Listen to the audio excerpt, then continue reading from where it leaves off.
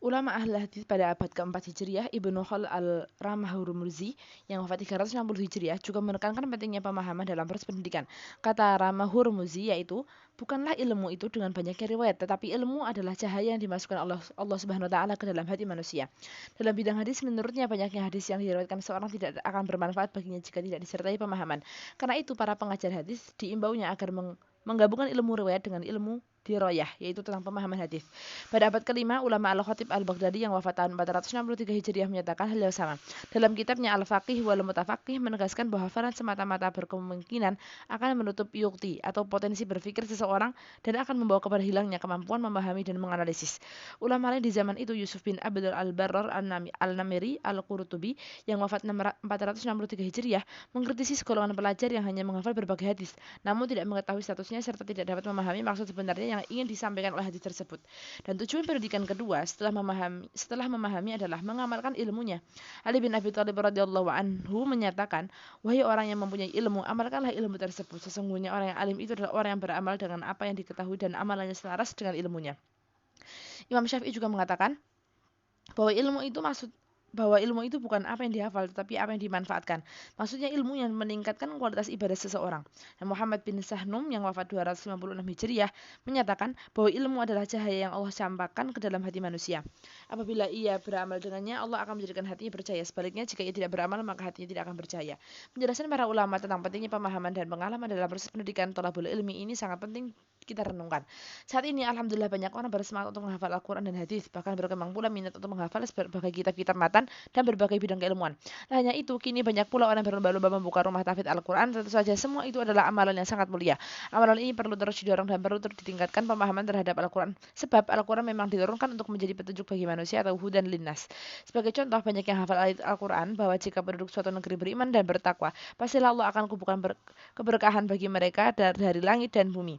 Quran Surat Al-A'raf ayat 96. Maka ayat ini perlu dipahami maknanya dengan mendalam dan juga dipahami bagaimana mengaplikasikan dalam kehidupan pribadi, masyarakat, berbangsa, dan bernegara.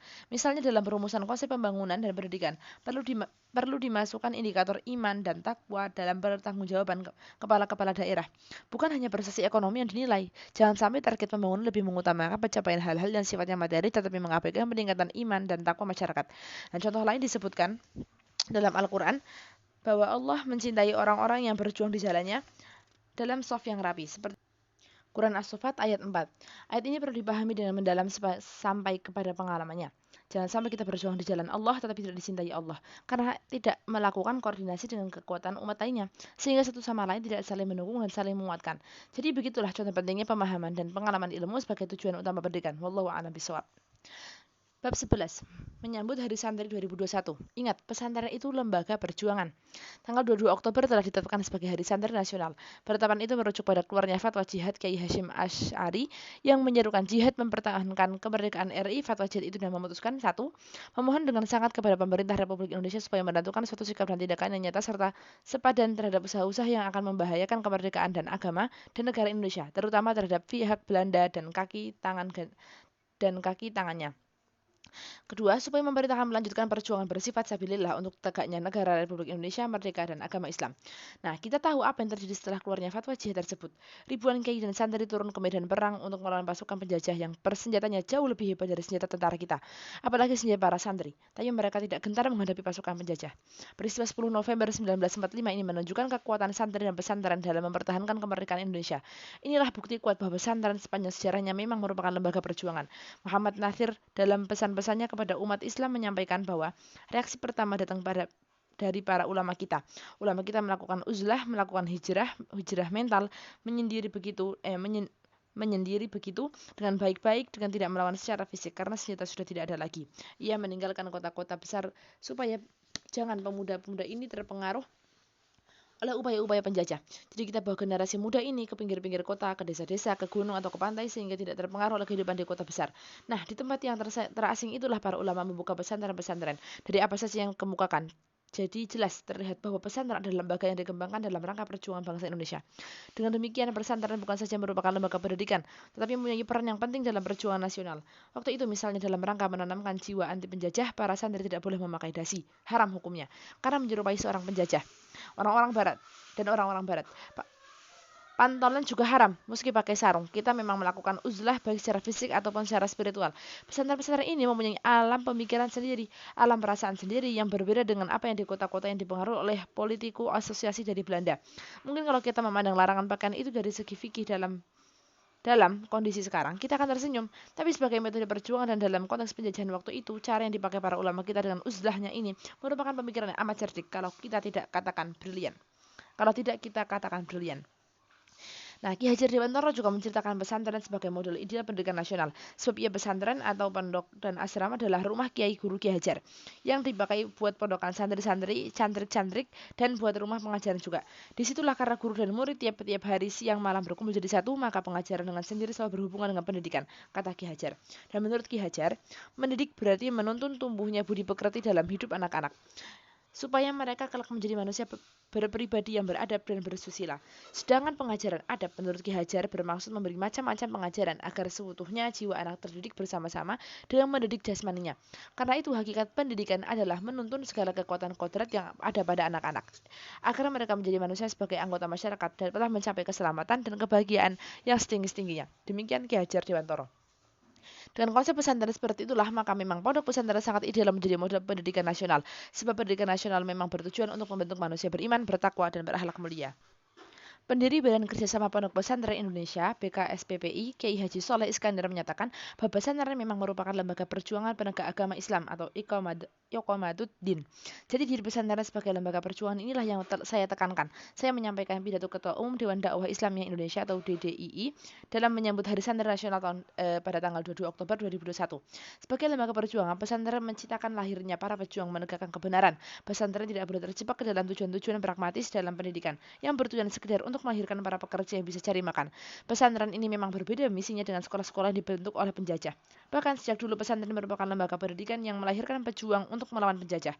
Nah, di tengah dominasi paham sekularisme dan materialisme, tidaklah mudah bagi pesantren untuk terus mempertahankan jadi dirinya sebagai lembaga perjuangan. Di zaman sekarang, banyak orang tua yang mengirimkan anaknya ke pesantren, tetapi tetap dengan tujuan-tujuan utama meraih sukses secara materi.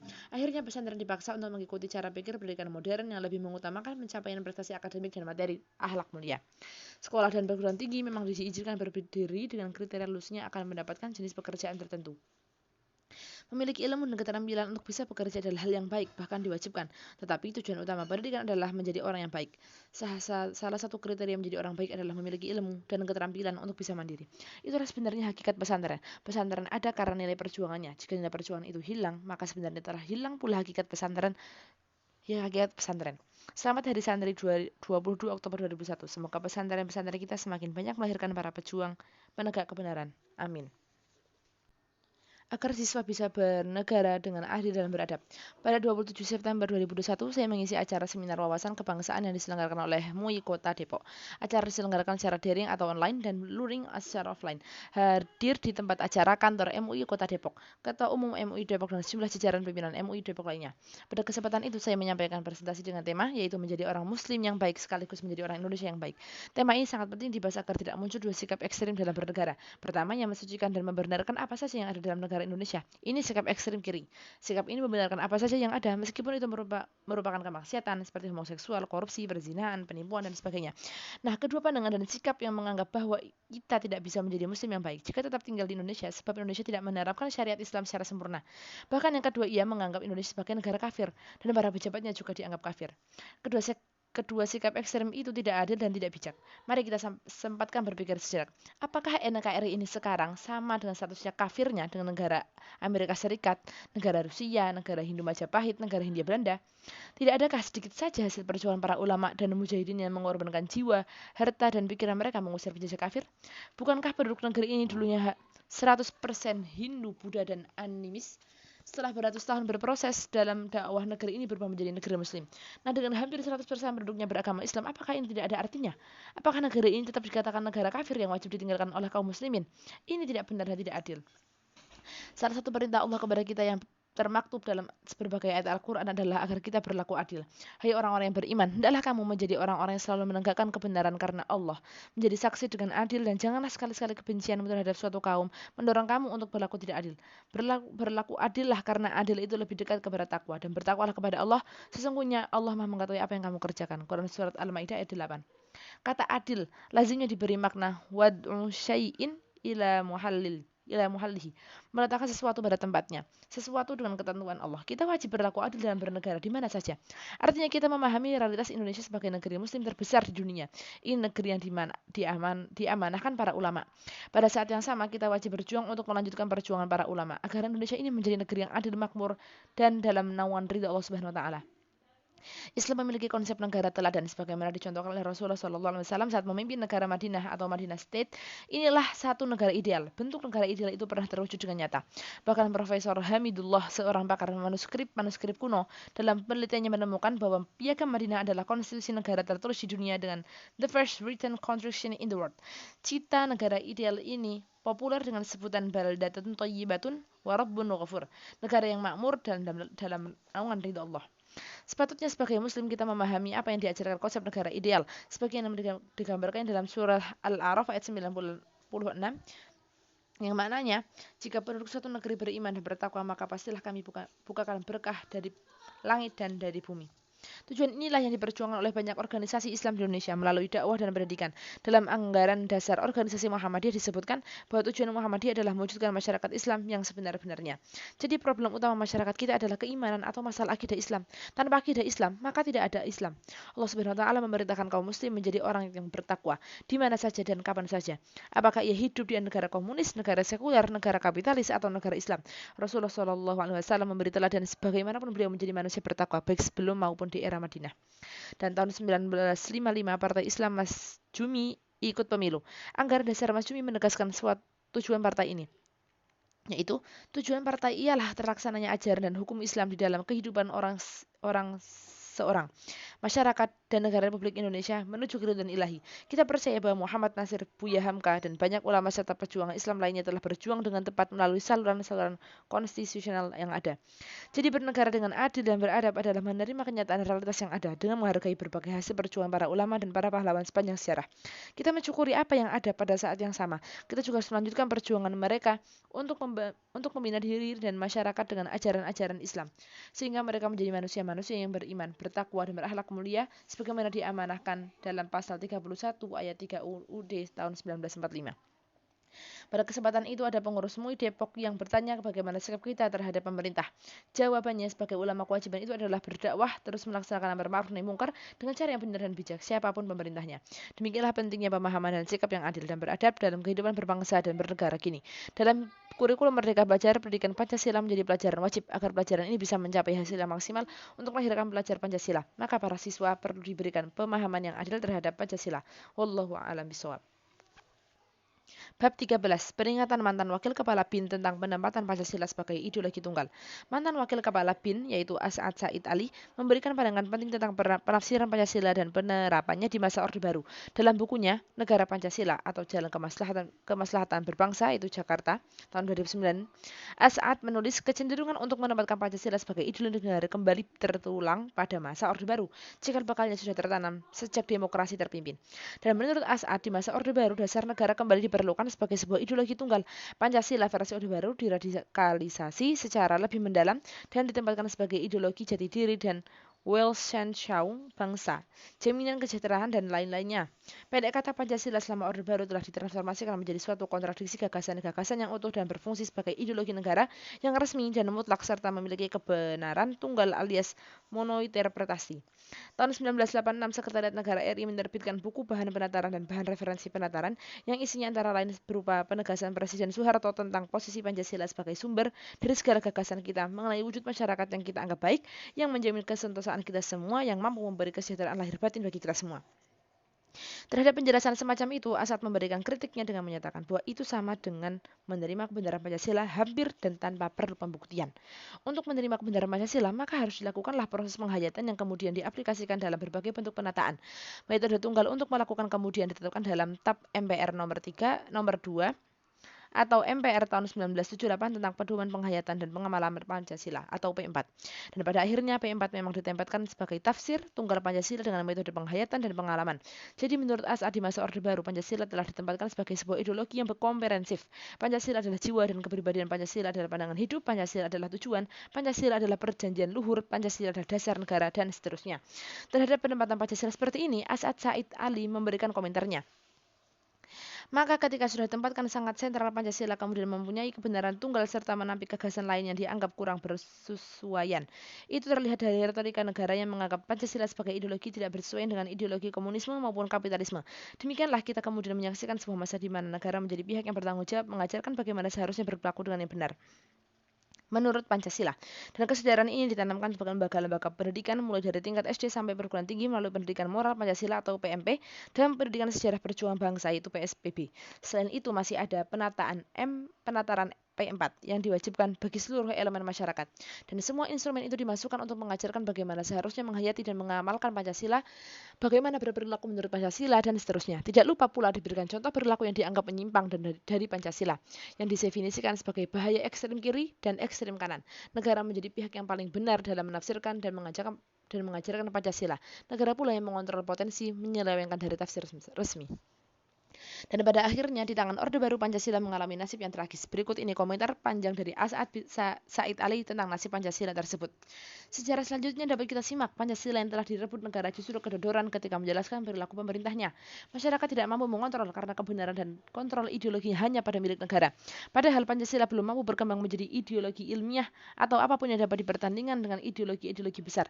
Dan keinginan Pancasila untuk membumi malah kontraproduktif menjadi indoktrinasi. Pancasila kemudian tersudut, dikeramatkan, dimonopoli, dan dilindungi dengan tindak kekerasan. Pancasila yang keropos itu akhirnya mengalami nasib naas yang jatuh tersungkur pada rezim Orde Baru. Masyarakat menjadi trauma dengan Pancasila. Dasar negara ini seolah dilupakan karena hampir identik dengan rezim Orde Baru. Dan tragedi demikian seperti mengulang pengalaman 3 dekade sebelumnya, yang itu sejarah berulang.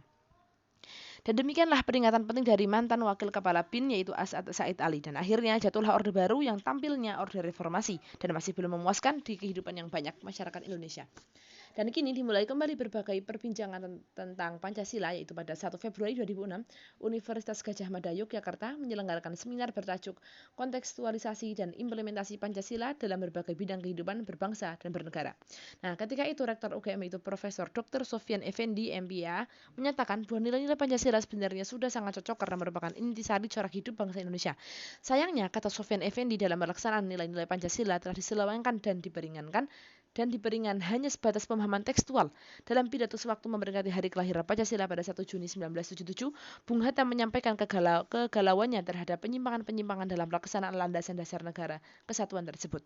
Ternyata kata Hatta seperti dikutip oleh Rektor UGM, Pancasila hanya dilaksanakan di bibir saja.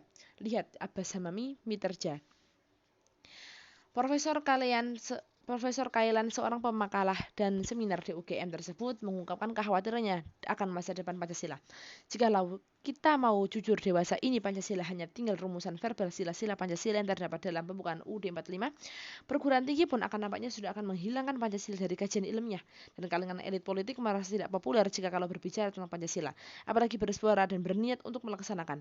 Jikalau hal ini dibiarkan berlalu, maka bukanlah mustahil dalam waktu singkat negara Indonesia yang diperjuangkan oleh para pendiri bangsa dengan darah dan nyawanya akan hancur oleh anak-anak bangsa sendiri yang berpola pikir terjajah oleh bangsa lain. Sebagai bangsa besar yang memiliki tradisi dialog intelektual yang panjang, sepatutnya kita bisa belajar dari sejarah. Dan peringatan para tokoh dan intelektual tentang Pancasila itu perlu kita perhatikan. Jangan sampai Pancasila ditafsirkan secara sepihak dan dimanfaatkan untuk kepentingan tertentu, demi menyingkirkan pihak lain yang dituduh tidak Pancasialis. Sekali lagi, mari kita belajar dari sejarah. Bab 14. Makna mencerdaskan kehidupan bangsa. Salah satu tujuan penting bernegara sebagai amanah dari pembukaan Undang-Undang 1945 adalah mencerdaskan kehidupan bangsa, yaitu pasal 31 ayat C Undang-Undang 1945 juga menyatakan pemerintah mengusahakan dan menyelenggarakan satu sistem pendidikan nasional yang meningkatkan keimanan dan ketakwaan serta akhlak mulia dalam rangka mencerdaskan kehidupan bangsa yang diatur dengan undang-undang. Apa makna bangsa yang cerdas? Secara intelektual, cerdas bermakna bangsa kita menguasai berbagai ilmu, pengetahuan, dan teknologi. Tetapi secara spiritual atau kejiwaan, kecerdasan jiwa diukur dari tingkat ketakwaan kepada Allah Subhanahu wa taala. Pujangga besar Raja Ali Haji merumuskan untayan kata-kata indah dalam Gurindam 12. Di antara tanda orang berakal di dalam dunia, ia yang mengambil bekal. Jadi orang cerdas adalah orang yang menjadikan kehidupan dunia ini sebagai bekal untuk kehidupan akhirat. Dan bekal terbaik adalah ketakwaan. Dalam konsep Islam, manusia memang merupakan panduan unik antara jasad dan ruh. Keduanya tidak bisa terpisahkan, cerdas secara intelektual, sepatutnya juga cerdas secara spiritual. Karena itulah sejak awal turunnya Al-Quran, manusia diperintahkan untuk membaca atau Iqra dengan nama Tuhan. Tujuan penting dari membaca ayat-ayat Allah adalah agar manusia mengenal Tuhannya dan kemudian beribadah kepada Allah Subhanahu wa taala. Sebab untuk beribadah kepada Allah Subhanahu wa taala itulah tujuan manusia diciptakan. Karena itu, jika program mencerdaskan bangsa diartikan sebagai menguasai ilmu, pengetahuan dan teknologi untuk mengeksploitasi alam, program itu masih bersifat parsial dan superficial. Berbagai konsep pembangunan pendidikan yang ditujukan hanya untuk memenuhi kebutuhan fisik manusia sejatinya hanya meletakkan bangsa kita menjadi satelit bagi negara-negara maju. Karena itu makna mencerdaskan kehidupan bangsa yang utama adalah kemajuan secara kejiwaan. Sebab inilah landasan kemajuan bagi manusia dan masyarakat. Jiwa yang cerdas menurut Ibnu Qayyim al-Jauziyah adalah jiwa yang kenal Tuhannya, cinta Tuhannya, dan taat pada Tuhannya. Jiwa cerdas semacam itu hanya bisa diraih sebagai proses perjuangan yang berat, yang dalam Islam dikenal dengan istilah tazkiyatu an-nafs, yaitu pembersihan jiwa. Sesungguhnya telah meraih kemenangan orang-orang mensucikan jiwanya dan merugikan orang yang mengotorinya. Quran Surat Asy-Syams ayat 9-10. Nabi Muhammad SAW bersabda, Allah Subhanahu wa taala berfirman bahwa sesungguhnya aku menciptakan hamba-hambaku dalam keadaan hanif. Kemudian datanglah setan kepada mereka, maka kemudian setan menyelewengkan mereka dari agama mereka. Hadis riwayat Muslim. Jiwa manusia memang diberi kemampuan oleh Allah untuk memilih yang baik dan yang buruk. Quran Surat Asy-Syams ayat 8. Maka beruntunglah orang yang mau mensucikan jiwanya dan merugilah orang yang mengotori jiwanya. Imam Ibnu Katsir dalam tafsir yang menjelaskan bahwa maksud mensucikan jiwa adalah menjalankan ketaatan kepada Allah Subhanahu wa taala. Ada dua khusus yang dibaca Rasulullah sallallahu alaihi wasallam saat membaca ayat ini. Allahumma ati nafsi taqwaha anta waliyuha wa maulaha wa khairu ma zakkaha. Ya Allah, berikanlah kepada jiwa ketakwaan. Engkaulah wali dan tuannya dan engkaulah sebaik-baik yang mensucikannya. Islam tidak mengenal pemisahan yang ekstrem antara jiwa dan raga. Sebagaimana pandangan sebagai kaum sekuler yang menganggap bahwa dosa manusia adalah semata-mata karena dosa kejiwaan. Islam tidak mengenal konsep konspirasi jiwa raga semacam itu. Seorang yang meluncurkan tubuhnya misalnya tetap dipandang berdosa dan mengotori jiwanya, meskipun ia melacur demi membantu ekonomi keluarganya. Dan laki-laki dan perempuan yang berzina, meski tidak saling merugikan, tetap merupakan kejahatan serius dalam Islam. Sama halnya dengan tangan yang mencuri harta orang lain, tetap dipandang berdosa, meskipun ia mengaku jiwanya tetap suci selama mencuri, sebab ia mencuri untuk tujuan pembangunan musola. Dengan ibadah, tiap muslim dilatih dengan keras untuk mensucikan jiwa dengan cara menundukkan hawa nafsu. Nafsu harus ditundukkan, bukan dibunuh. Rasulullah SAW pernah menegur sahabatnya yang mencoba hendak berpuasa menerus tanpa berbuka. Begitu juga sahabat yang enggan menikah karena menyangka pernikahan menjauhkannya dari ketakwaan. Dan Islam bukan agama yang ekstrim, terjebak dalam kutub materialisme ekstrim atau spiritualisme yang kebablasan seperti menolak kenikmatan duniawi yang dihalalkan oleh Allah. Maka manusialah yang harus mengendalikan nafsunya dan bukan sebaliknya dikendalikan oleh hawa nafsunya. Adapun orang yang durhaka dan mengutamakan kehidupan dunia, maka neraka jahimlah tempat dia, sedangkan yang takut akan kebesarannya Tuhannya dan menahan diri dari hawa nafsunya, maka surgalah tempat dia. Quran Surat An-Nazi'at ayat 37-41. Nabi Muhammad SAW bersabda, Al-Mujahid man jahada nafsahu. Hadis riwayat Tirmizi. Seorang mujahid adalah orang yang berjuang menundukkan nafsunya. Menundukkan nafsu adalah jihad yang besar, sehingga perlu dilakukan dengan sungguh-sungguh dengan segala macam latihan ibadah yang sungguh-sungguh. Mujahadah. Dan kita berharap menjadi mukmin yang bahagia dan memiliki nafsu yang tenang. Nafsul mutmainnah. Wahai nafsul mutmainnah, wahai jiwa yang tenang, kembalilah kepada Tuhanmu dengan penuh ridho dan diridhoi. Quran Surat Al-Fajr ayat 27-28. Imam Ibnu Katsir menyatakan bahwa saat sakratul maut dan saat di akhirat nanti hamba Allah dengan jiwa yang tenang mutmainnah akan mendapatkan seruan, hai jiwa yang tenang, kembalilah pada Tuhanmu dengan hati yang ridho dan diridhoi, yakni dia rela menjadikan Allah sebagai Tuhannya dan Allah pun ridho menjadikan dia sebagai hamba yang dikasihinya. Dan Ibnu Katsir mengutip sebuah doa Rasulullah SAW bersabda, Ya Allah, aku memohon kepadamu akan jiwa yang tenang, yang beriman akan berjumpa denganmu dan ridho atas keputusanmu dan merasa puas dengan pemberianmu. Allahumma inni as'aluka nafsan mutmainnatan tu'minu biliqa'ika wa tarada biqada'ika wa taqanu bi ataika. Dan inilah konsep mencerdaskan bangsa yang komprehensif sebagaimana diamanahkan oleh Undang-Undang 1945. Jiwa yang cerdas akan melahirkan juga akal yang cerdas. Ilmuwan yang tidak memiliki kecerdasan jiwa akan menjadi ilmuwan yang sombong dan angkuh kepada Tuhannya. Wallahu a'lam bishawab.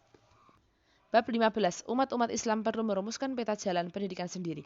Dan tahun 2045, saat Indonesia berumur 100 tahun, pemerintah menargetkan Indonesia sudah termasuk kategori negara maju, atau istilah populernya Indonesia Emas 2045. Ada 2 program besar yang dicanangkan pemerintah, yaitu pembangunan infrastruktur dan 2 pembangunan SDM. Dalam program pembangunan SDM yang unggul itulah pemerintah bersama DPR RI menyiapkan peta jalan pendidikan nasional 2035. Dan peta jalan ini sangat memicu kontroversi luas, terutama terkait dengan frase agamanya dikabarkan sempat hilang, dan pihak pemerintah melalui Kemendikbud sudah memberikan klarifikasi. Sebagai warga mayoritas umat Islam, Indonesia tentu saja sangat berkepentingan untuk menyiapkan SDM-SDM unggul, dan dengan itu diharapkan umat Islam akan memiliki peran besar dalam memajukan bangsa Indonesia dan mewujudkan Indonesia sebagai negeri adil, makmur, negeri yang kuat dan bermartabat dalam kencah percaturan global. Dalam perspektif pendidikan Islam, saat inilah tahun 2022, saat yang tepat untuk menyiapkan generasi unggul. Anak-anak yang kini berumur 10-20 tahun, maka 23 tahun lagi mereka akan berumur 33-43 tahun. Itulah umur-umur ideal mereka tampil sebagai pemimpin dalam berbagai bidang kehidupan. Untuk itulah perlu disiapkan peta jalan pendidikan Islam 2022 sampai 2045. Umat Islam ini memiliki jutaan institusi pendidikan keluarga, masjid, sekolah, madrasah, pesantren, perguruan tinggi yang secara simultan dan paralel harus memiliki visi dan semangat untuk mewujudkan cita-cita yang mulia ini. Ada 3 langkah utama yang perlu dilakukan. Yang pertama, dalam 1 tahun pertama, merumuskan konsep kemajuan dan konsep manusia unggul. Konsep ini harus diuji oleh para pakar pendidikan Islam. Definisi Indonesia maju bukan hanya diukur dari pendapatan per kapita, tetapi yang lebih penting juga diukur dari kemajuan manusia, terutama kualitas akhlaknya. Sebab akhlak adalah refleksi iman dan perlu dibuat indikator-indikator kemajuan akhlak. Secara umum ada 5 ciri muslim yang unggul sebagaimana dijelaskan dalam surat Al-Maidah ayat 54, yaitu A. Meletakkan cinta kepada Allah Rasulnya dan berjuang di jalan Allah sebagai kecintaan tertinggi. Lihat juga Quran surat At-Taubah ayat 24 dan Quran surat As-Saffat ayat 10-12. Kemudian poin 2, ada mengasihi sesama kaum muslim. Yang ketiga, C. Punya sikap izzah terhadap orang kafir. D. Berlalu jihad di jalan Allah. E. Sabar dan istiqomah dalam perjuangan, tidak takut pada jalan orang. Secara lebih rinci, ciri-ciri manusia itu unggul itu kemudian diturunkan dalam bentuk target-target kompetensi pendidikan. Misalnya mereka harus memiliki adab yang unggul, jiwa dan raga, menguasai usul ulumuddin, mampu berkomunikasi dengan baik lisan dan tulisan, dan menguasai pemikiran kontemporer dan memiliki minimal 1 skill yang diperlukan. Dan yang kedua, merumuskan dan menetapkan konsep pendidikan guru yang unggul. Kunci utama sukses pendidikan tergantung pada 3 pihak, yaitu guru, murid, dan orang tua. Pada 5 tahun pertama dilakukan program pendidikan dan perekrutan guru-guru terbaik, terutama terbaik dalam soal intelektual dan akhlaknya. Guru harus memiliki jiwa pejuang yang mujahid intelektual. Pada saat bersamaan dilakukan program pendidikan para orang tua agar mereka dapat berperan sebagai manajer dan guru utama bagi pendidikan anak-anaknya. Dan yang ketiga, disusun kurikulum pendidikan selama 23 tahun. Kurikulum adalah jalan untuk mencapai tujuan. Dan secara umum bisa dibagi menjadi 2 tahap, yang 15 tahun di lembaga pendidikan dan 7 tahun diterjunkan di tengah masyarakat. Sebab pemimpin memang lahir dari tempaan kehidupan dinamika sosial. Dan masa 15 tahun di lembaga pendidikan itu meliputi 5 jenjang, yaitu SMP 3 tahun, SMA 3 tahun, S1 4 tahun, S2 2 tahun, S3 3 tahun. Tentu saja masa untuk tiap jenjang pendidikan ini bisa dibuat fleksibel sesuai target kompetensi dan kemampuan para murid. Dan masa 8 tahun sangatlah ideal untuk menilai apakah para kader unggulan itu sudah mampu bertahan di tengah kehidupan masyarakat. Dan disinilah ujian kehidupan yang nyata. Ia harus mampu eksis dan tampil sebagai pemimpin sesuai bidang kehidupannya. Dan secara umum kurikulum pendidikan ini tetap mengacu pada prinsip dasar pendidikan Islam, yaitu TOP, yakni menanamkan adab sebelum ilmu. Kedua, utamakan penguasaan ilmu-ilmu fardu ain, dan ketiga, pilih ilmu-ilmu fardu kifayah yang diperlukan untuk pemberdayaan masyarakat. Dan masa 23 tahun adalah masa yang ideal untuk proses pendidikan satu generasi.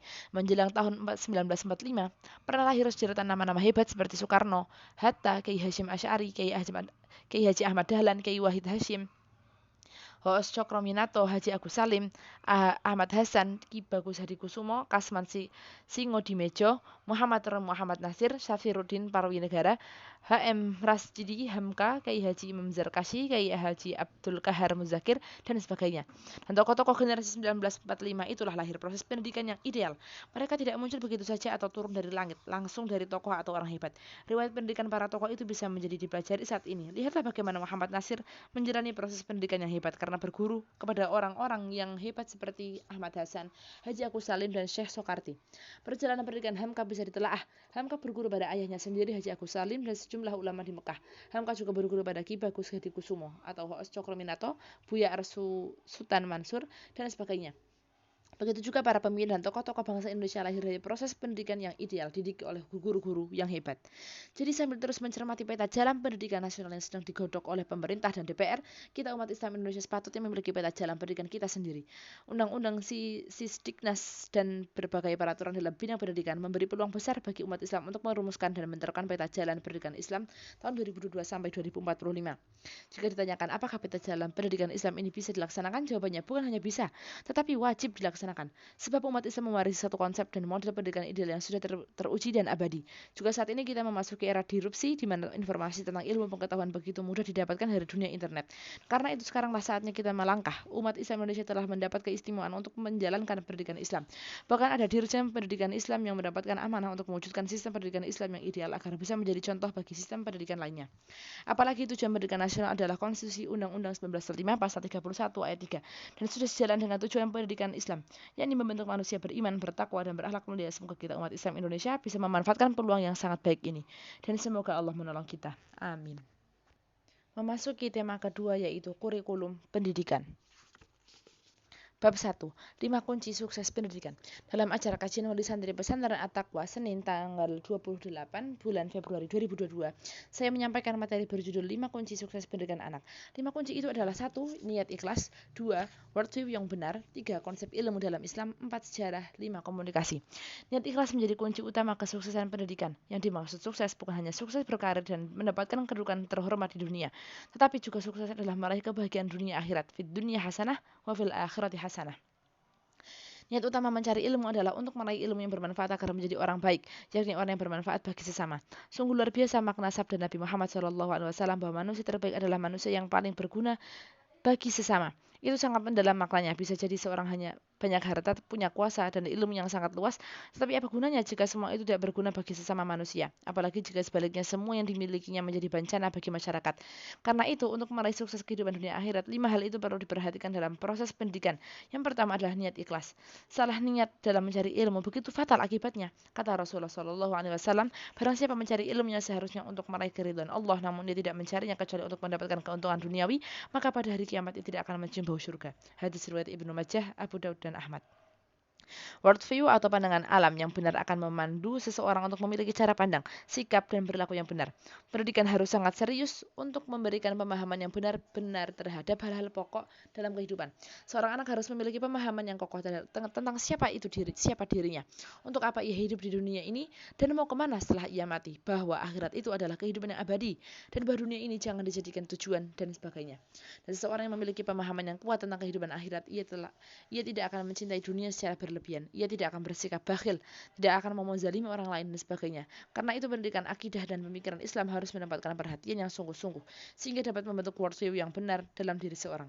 Hal ketiga yang merupakan faktor penting dalam menghantarkan kesuksesan dalam pendidikan adalah pemahaman terhadap konsep ilmu dalam Islam secara komprehensif. Rasulullah SAW memerintahkan kita semua agar mencari ilmu sepanjang hayat. Ilmu itu wajib dicari, wajib diburu, bukan kita menunggu saja datangnya ilmu. Karena itulah para pelajar santri atau mahasiswa harus memiliki pemahaman yang benar tentang ilmu, sebagaimana yang seharusnya dalam Islam. Dan misalnya ilmu itu ada derajatnya masing-masing. Tidaklah semua ilmu itu memiliki derajat yang sama. Ada yang fardu ain dan ada ilmu yang fardu kifayah. Begitu juga wajib memahami tentang epistemologi atau sumber-sumber ilmu, sehingga bisa menempatkan berbagai jenis ilmu secara proporsional. Dan seorang anak wajib tahu adab-adab dalam mencari ilmu agar ia dapat meraih ilmu yang bermanfaat. Misalnya ia harus ikhlas dan harus beradab dalam mencari ilmu. Jadi sudah sewajarnya jika pemahaman terhadap ilmu ini merupakan kunci sukses pendidikan seseorang. Hal keempat yang sangat penting untuk mengantarkan pada kesuksesan pendidikan adalah pemahaman yang benar dan proporsional tentang sejarah. Sejarah ini begitu penting kedudukannya dalam Islam, sehingga menurut Buya Hamka dalam tafsir Al-Azhar, para orientalis dan misionaris merusak pemikiran umat Islam juga dengan merumuskan dan mengajarkan sejarah yang salah kepada anak-anak muslim. Dalam mengajar sejarah yang salah, peranan Islam dikecilkan dalam sejarah perjalanan bangsa. Sebaliknya, diangkat dan diajarkan keagungan zaman pra-Islam. Bahkan pada sebagian buku sejarah, kedatangan Islam dianggap sebagai kekuatan yang menghancurkan persatuan Indonesia. Tujuan memahami sejarah dengan benar antara lain agar para pelajar, santri, dan mahasiswa memahami bahwa mereka adalah pelanjut-pelanjut perjuangan para nabi dan para ulama.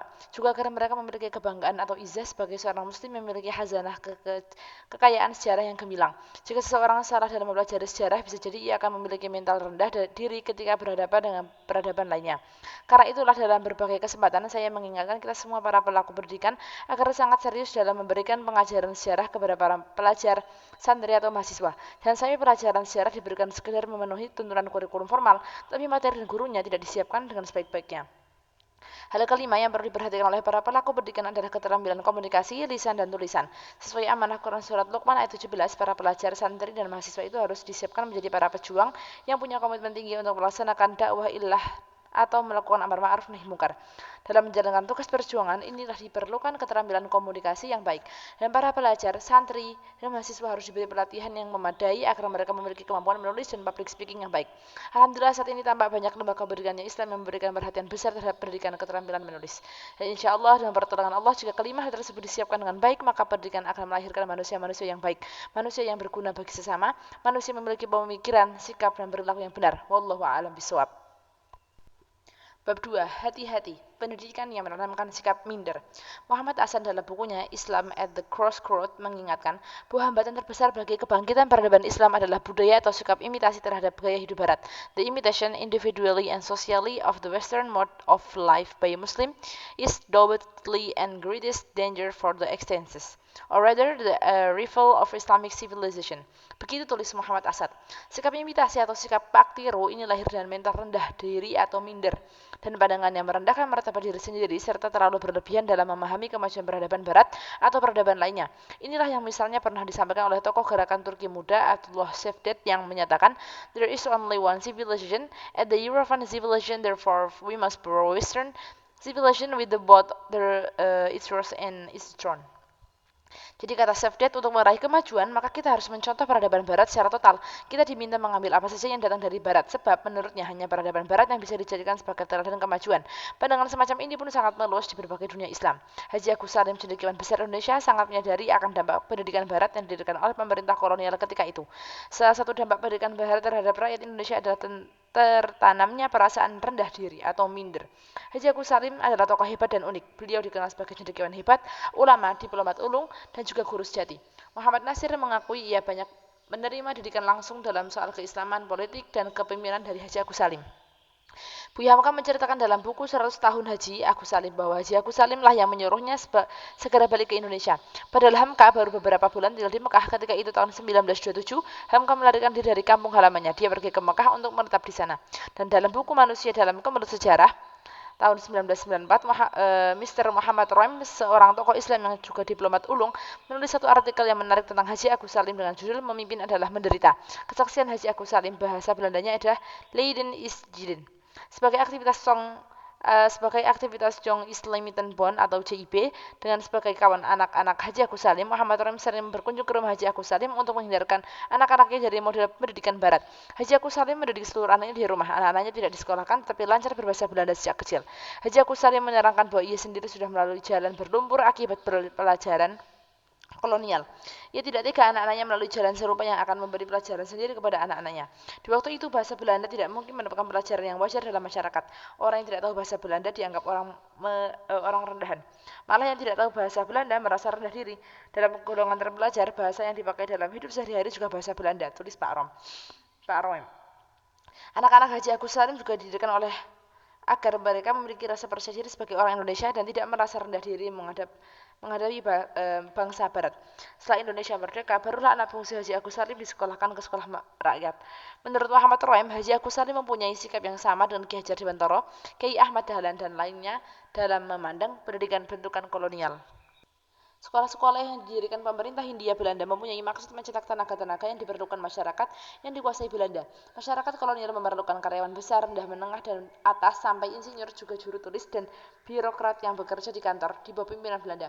Kecuali kecakapan teknis mereka itu dibekali dengan mentalitas untuk dapat menjalankan tujuan pemerintah kolonial, tulis Muhammad Roem. Dengan ilmu dan pengalamannya, Haji Agus Salim memiliki kepercayaan diri yang besar untuk mendidik anak-anaknya sendiri di rumah. Ia berhasil menanamkan disiplin diri dan sikap cinta ilmu kepada anak-anaknya, juga sikap percaya diri sebagai orang Muslim dan bangsa Indonesia yang tidak rela dipandang rendah oleh bangsa Barat. Dan kaum Muslim dan bangsa Indonesia memiliki konsep dan pengalaman sejarah pendidikan yang hebat. Bahkan konsep itu terbukti telah melahirkan manusia-manusia hebat sejak zaman Nabi Muhammad SAW hingga masa kini. Konsep itu bertumbuh pada penanaman adab atau akhlak mulia kepada murid. Setelah itu mereka dididik untuk cinta, ilmu, ibadah, dan perjuangan. Sepatutnya lembaga-lembaga pendidikan Islam yakin dengan konsep dan kriteria keunggulan suatu lembaga pendidikan dengan mengutamakan kriteria-kriteria iman, takwa, dan akhlak mulia. Umat Islam sepatutnya memutuskan kriteria keunggulan lembaga pendidikan Islam yang berpijak kepada nilai-nilai Islam dan tidak menjiplak begitu saja dengan konsep dan praktik pendidikan sekuler, mental, pak tiru yang menghambat terjadinya kebangkitan Islam. Tetapi umat Islam juga tidak boleh bersikap antipati untuk menolak apapun yang datang dari Barat. Dalam berbagai forum kajian saya bertanya kepada para guru yang hadir, SMA apakah yang terbaik di kota ini? Lalu beberapa kali saya menerima jawabannya yang terbaik adalah SMA ini dan itu, yang murid-muridnya banyak diterima di perguruan tinggi negeri. Sejumlah pesantren yang saya kunjungi memasang poster besar-besaran berupa foto dan nama santri yang diterima di PTN. Tetapi anehnya, tidak ada ucapan selamat bagi santri yang melanjutkan kuliah di perguruan tinggi yang berada dalam naungan pesantren itu sendiri. Seolah-olah tidak ada kebanggaan terhadap kampus yang dimilikinya sendiri. Padahal Allah Subhanahu wa taala sudah mengingatkan, janganlah kalian merasa hina dan jangan kalian berduka cita, padahal kalian adalah orang-orang yang paling tinggi derajatnya jika kalian beriman. Quran Surat Ali Imran ayat 139. Jadi problem utama umat Islam adalah berada dalam diri orang-orang muslim itu sendiri. Karena itu, jika mudghah atau qalb itu baik, maka akan baiklah seluruh diri manusia. Sebaliknya, jika qalb itu rusak, maka akan hancurlah dirinya, masyarakat, dan juga bangsanya. Berawal dari penyakit minder, lalu menjiplak konsep-konsep kehidupan dan pendidikan Barat tanpa sikap kritis yang memadai. Akibatnya, umat terus menempatkan pendidikan dan peradaban Islam sebagai satelit dan pengekor kemajuan peradaban lain. Wallahu a'lam bishawab.